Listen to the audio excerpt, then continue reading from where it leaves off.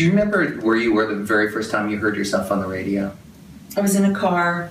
I was in a car too. I was in a car, yes. Tell me about it. I was in a car. My former road manager and I, we were doing a coast-to-coast tour of college stations and clubs and, you know, cocktail parties and the whole thing to help push Midnight Blue up the charts. And I think I was somewhere in Texas, somewhere.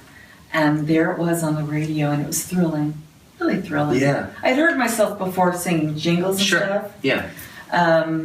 But there was something about that moment. It was so fantastic, because then the next time I performed and I started to play the opening refrain, the audience just started to cheer. They hadn't heard the song yet, Right. they knew the song. They knew it. It was mystical, Yes. magical. Yeah. Your mom and dad.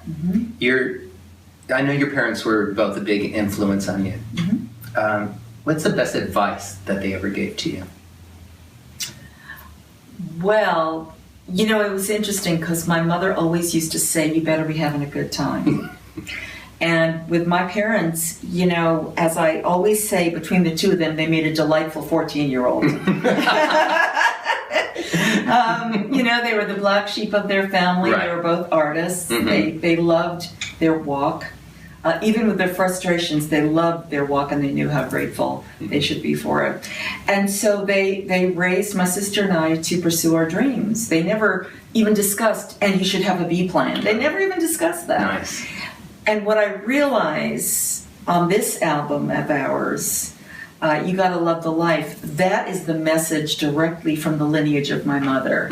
She said, you better be having a good time, Right. and I wrote, You Gotta Love the Life. Yeah. And that I can feel that. I can feel her coming through on that. Yeah. I love that. That's beautiful. What do you like to do when you're not creating music? I like to be with my friends.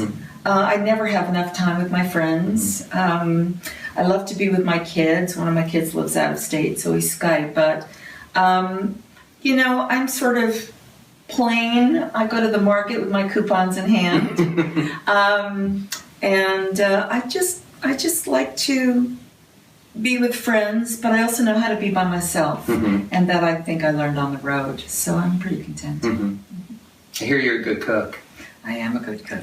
I love to cook. But you wouldn't recognize me because I have special cooking hair.